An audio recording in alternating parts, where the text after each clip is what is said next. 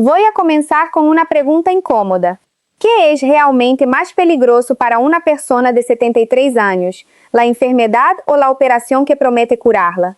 Puede sonar extraño, porque durante mucho tiempo esa pregunta ni siquiera se formulaba en voz alta. Hoy son los propios cirujanos quienes la plantean en congresos médicos, y la respuesta depende de algo que muy pocas veces se explica con claridad durante una consulta. Existen 5 operaciones que se recomiendan todos los días a miles de personas mayores de 60 años. Son intervenciones capaces de salvar vidas, y quiero dejarlo claro desde el principio. Pero también son operaciones que, cuando el organismo dispone de pocas reservas, pueden exigir un precio mucho más alto del que muchos imaginan.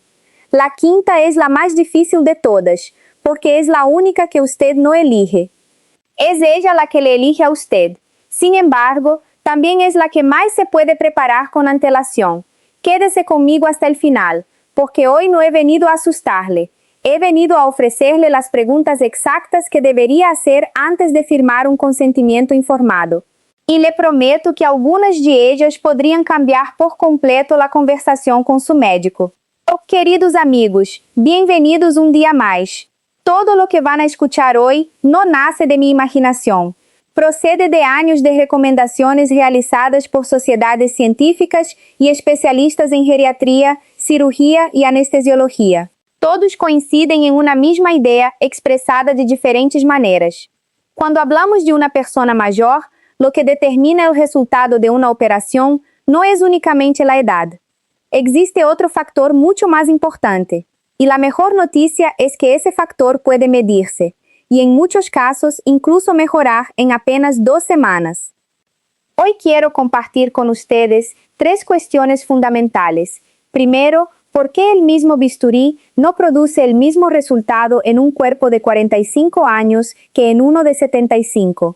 Segundo, ¿cuáles son esas 5 intervenciones quirúrgicas y qué alternativas reales pueden existir para cada una de ellas? Y tercero, lo que considero más importante de todo, ¿cómo llegar preparado si finalmente decide operarse? Porque las semanas anteriores a la cirugía influyen mucho más de lo que la mayoría imagina. Antes de continuar, quiero dejar algo absolutamente claro. Nada de lo que voy a decir significa que haya que rechazar una operación. Nada más lejos de la realidad.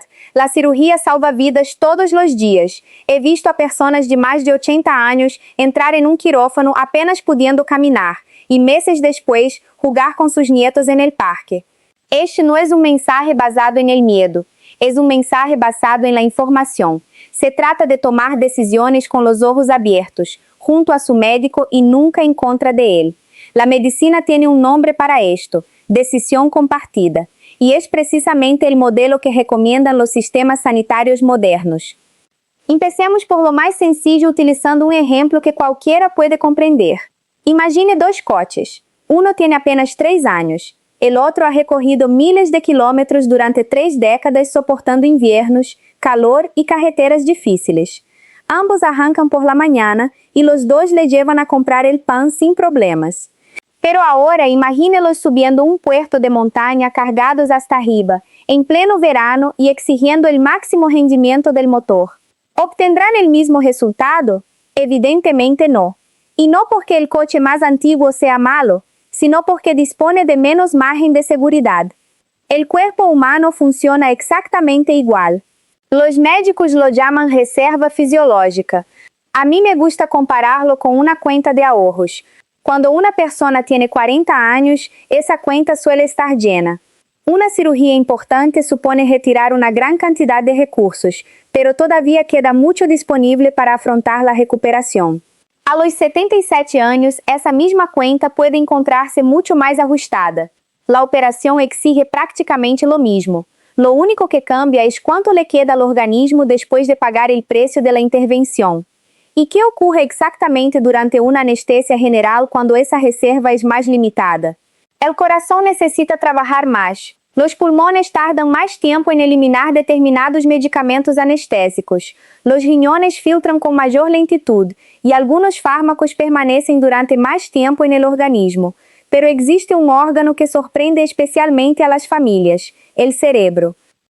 Después de determinadas intervenciones prolongadas, muchas personas mayores pueden permanecer desorientadas durante días o incluso semanas. Confunden la noche con el día, no reconocen la habitación en la que se encuentran o repiten las mismas preguntas una y otra vez. Esto tiene un nombre médico, disfunción cognitiva postoperatória. Es una complicación relativamente frecuente en pacientes mayores y también una de las menos conocidas fuera del ámbito hospitalario. Las familias suelen repetir exactamente la misma frase cuando ocurre: "Nadie nos había avisado". Llegados a este punto, muchas personas piensan que el verdadero problema es la edad. Y aquí me gustaría pedirle toda su atención, porque este detalle cambia absolutamente todo. La edad no es la que entra en el quirófano, lo hace la fragilidad. Y fragilidad no significa simplemente ser mayor. Es un concepto médico perfectamente definido. La fragilidad puede medirse observando aspectos tan sencillos como la velocidad al caminar unos metros, la fuerza con la que usted aprieta una mano, si ha perdido peso sin proponérselo durante el último año, si se fatiga con actividades que antes realizaba con facilidad o incluso si ha dejado de salir de casa con la misma frecuencia que antes. Isso significa algo extraordinariamente importante. Há pessoas de 79 anos que toleram uma cirurgia melhor que outras de 62.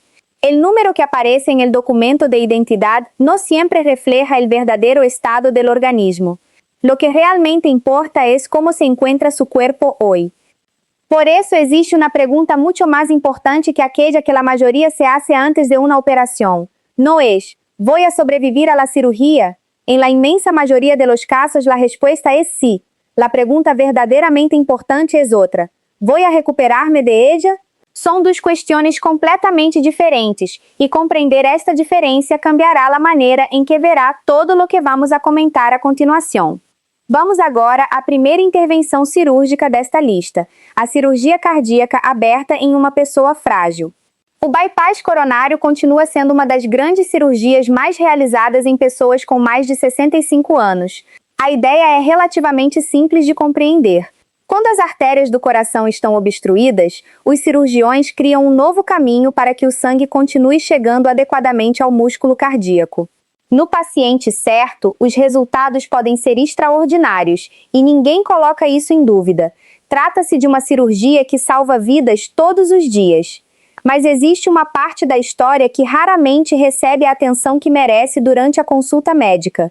Para realizar um bypass coronário clássico, é necessário abrir o osso do externo e, em muitos casos, parar temporariamente o coração. Durante esse período, uma máquina assume as funções do coração e dos pulmões, mantendo a circulação do sangue pelo organismo. Em um corpo de 60 anos saudável e bem preparado, isso costuma ser perfeitamente administrável. Já em uma pessoa de 78 anos que apresenta comprometimento renal, diabetes ou algum grau de perda de memória, o impacto dessa intervenção pode ser muito maior. Diversos estudos sobre cirurgia cardíaca em pacientes frágeis apontam para uma realidade que merece ser conhecida. Nesse grupo específico, complicações importantes não são incomuns. Problemas renais, períodos prolongados de confusão mental após a cirurgia, necessidade de suporte respiratório por mais tempo do que o esperado e dificuldades significativas durante a recuperação fazem parte dos riscos que precisam ser avaliados. E existe um aspecto que preocupa muitas pessoas até mais do que a própria mortalidade. Alguns pacientes entram caminhando no hospital e não conseguem recuperar o mesmo nível de independência que possuíam antes da operação. Esse talvez seja um dos maiores medos de quem envelhece. Não se trata apenas de sobreviver, mas de continuar vivendo com autonomia. Poder tomar banho sozinho, sair para caminhar, preparar o próprio café da manhã ou brincar com os netos continua sendo, para muitas pessoas, tão importante quanto qualquer resultado apresentado em uma estatística médica. A boa notícia é que a medicina evoluiu enormemente nos últimos anos, e em muitos casos existem caminhos menos invasivos que merecem ser considerados. Quando o problema está relacionado às artérias coronárias obstruídas, pode existir a possibilidade da angioplastia com colocação de stent.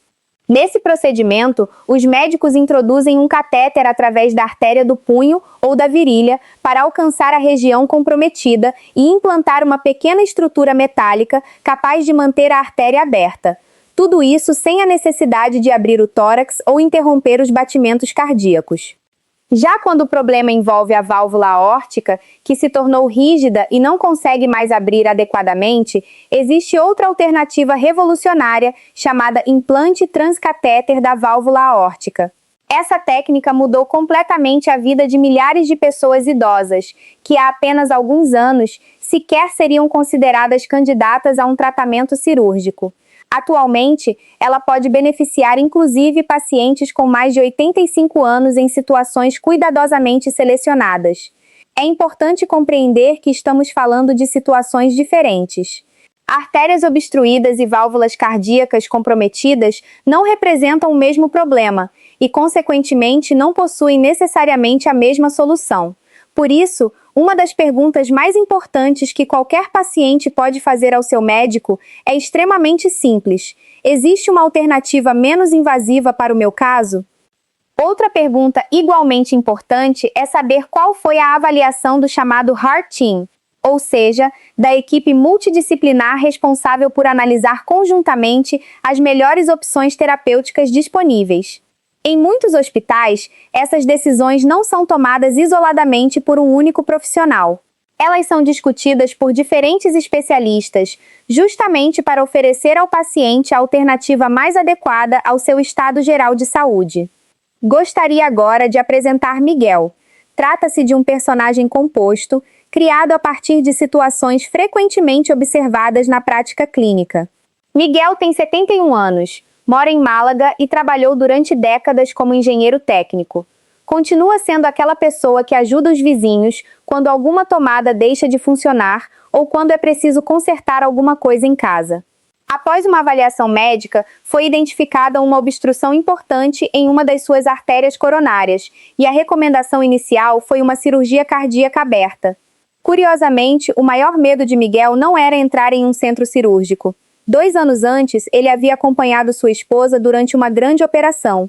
Embora ela tenha sobrevivido ao procedimento, nunca voltou completamente ao estado em que se encontrava antes.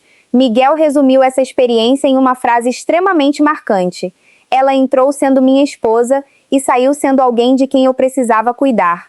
Voltaremos à história de Miguel mais adiante, porque ela ainda não terminou. Passemos agora à segunda cirurgia da nossa lista: as cirurgias agressivas da coluna vertebral quando não existe urgência médica. Se existe uma dor democrática, essa dor certamente é a dor nas costas. Poucas pessoas chegam aos 65 anos sem ter convivido em algum momento com desconfortos lombares importantes. Foram décadas carregando peso, trabalhando em pé durante muitas horas, cuidando da família e realizando movimentos repetitivos que inevitavelmente deixam suas marcas no corpo. Cada vez mais frequentemente, algumas dessas situações são tratadas com procedimentos complexos, que incluem fixações vertebrais, parafusos e barras metálicas envolvendo vários segmentos da coluna. Antes de prosseguirmos, preciso deixar uma questão absolutamente clara. Existem situações em que a cirurgia da coluna não apenas é recomendada, mas necessária e urgente. Quando existe compressão importante dos nervos ou da medula espinhal associada à perda de força nas pernas, perda do controle urinário ou dormência em determinadas regiões do corpo, estamos diante de uma emergência médica que exige avaliação imediata. No entanto, o caso que desejo abordar hoje é diferente. Estamos falando da cirurgia programada para dor crônica degenerativa em pessoas idosas. E é justamente nesse cenário que as evidências científicas nos convidam a refletir com mais cuidado. Diversas revisões sobre cirurgias complexas de fusão vertebral em pacientes com mais de 65 anos mostram taxas significativas de complicações pós-operatórias. Entre elas encontram-se tromboses, infecções, soltura do material implantado e um fenômeno conhecido como doença do segmento adjacente. Traduzindo para uma linguagem simples, quando uma determinada região da coluna deixa de se movimentar porque foi rigidamente fixada, outras regiões passam a assumir uma carga ainda maior de trabalho. Afinal, continuamos precisando nos abaixar, caminhar, subir escadas e realizar inúmeras atividades do dia a dia. Como consequência, as estruturas acima e abaixo do segmento operado podem sofrer um desgaste acelerado ao longo do tempo. Existe ainda um aspecto que merece especial atenção. O alívio da dor nem sempre é tão diferente daquele obtido através de um programa sério e bem estruturado de tratamento conservador. Exercícios supervisionados, fisioterapia adequada, medicações corretamente ajustadas e infiltrações realizadas quando indicadas podem oferecer excelentes resultados para muitos pacientes, evitando ao mesmo tempo os riscos inerentes a uma grande cirurgia. Mas é importante fazer uma distinção. Muitas pessoas afirmam que já fizeram fisioterapia e que ela não funcionou. Quando perguntamos como foi esse tratamento, descobrimos que ele consistiu em poucas sessões realizadas há vários anos, envolvendo apenas aplicações de calor ou estímulos elétricos superficiais. Isso está muito distante do que hoje entendemos como um verdadeiro programa de reabilitação. Um tratamento conservador, bem conduzido, exige tempo, acompanhamento profissional, exercícios progressivos e objetivos claramente definidos. Manuela tem 70 anos e mora em Oviedo. Também se trata de um personagem composto, representativo de muitas histórias semelhantes. Durante mais de 3 décadas trabalhou na indústria têxtil, permanecendo grande parte do tempo inclinada para frente. Em determinado momento, recebeu a proposta de realizar uma cirurgia envolvendo 3 níveis diferentes da coluna vertebral. Antes de tomar sua decisão, resolveu procurar uma segunda opinião médica. Em vez de encaminhá-la imediatamente para o centro cirúrgico, foi-lhe proposto um programa de 4 meses de reabilitação intensiva. A verdade é que Manuela desejava a operação. Como tantas outras pessoas, queria simplesmente acordar um dia e descobrir que alguém havia finalmente consertado suas costas. Hoje ela continua convivendo com algum grau de dor. Não seria honesto afirmar o contrário. Entretanto, consegue caminhar diariamente durante 1 hora, dorme muito melhor e não precisou ser submetida a uma cirurgia complexa. Existe uma frase frequentemente repetida por alguns especialistas em cirurgia da coluna que merece ser lembrada. Às vezes, a melhor operação é justamente aquela que não precisa ser realizada. E eu gostaria de lhe fazer uma pergunta sincera antes de continuarmos. Quando lhe apresentaram uma cirurgia para a coluna, ela foi descrita como a única solução possível, ou alguém também lhe apresentou um plano conservador completo, com duração definida, objetivos claros e alternativas terapêuticas reais? Porque, se essa segunda conversa nunca aconteceu, talvez você ainda não possua todas as informações necessárias para tomar a melhor decisão. Chegamos agora ao tema que talvez seja o mais delicado de todos, e por isso mesmo peço apenas alguns minutos da sua atenção para abordá-lo com o cuidado que merece. A terceira cirurgia da nossa lista envolve as grandes ressecções oncológicas. Quando alguém ouve a palavra câncer pela primeira vez, existe um pensamento que surge quase instantaneamente. Tire isso do meu corpo o mais rápido possível. É uma reação absolutamente humana.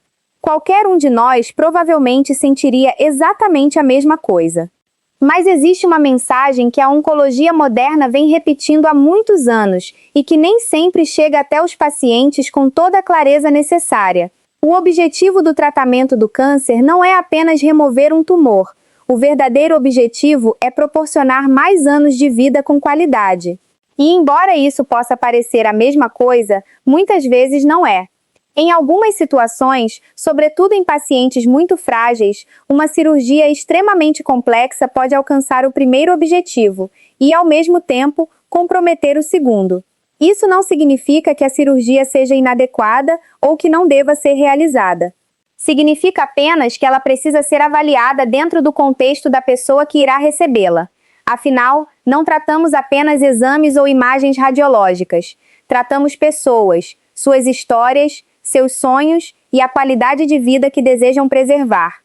Um exemplo bastante conhecido é a cirurgia para determinados tipos de câncer do pâncreas, chamada duodenopancreatectomia. Trata-se de uma das operações mais complexas realizadas pela medicina moderna.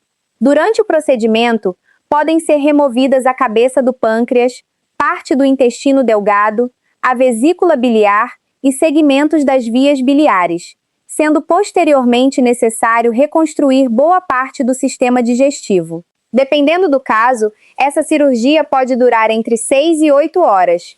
Em pacientes mais jovens e sem outras doenças importantes, essa intervenção pode representar uma oportunidade extraordinária de tratamento. Não há qualquer dúvida sobre isso. Contudo, quando falamos de uma pessoa com mais de 80 anos, apresentando fragilidade importante, comprometimento cardíaco ou renal, a situação merece uma análise muito mais cuidadosa. Existe uma realidade difícil de ouvir, mas importante de compreender.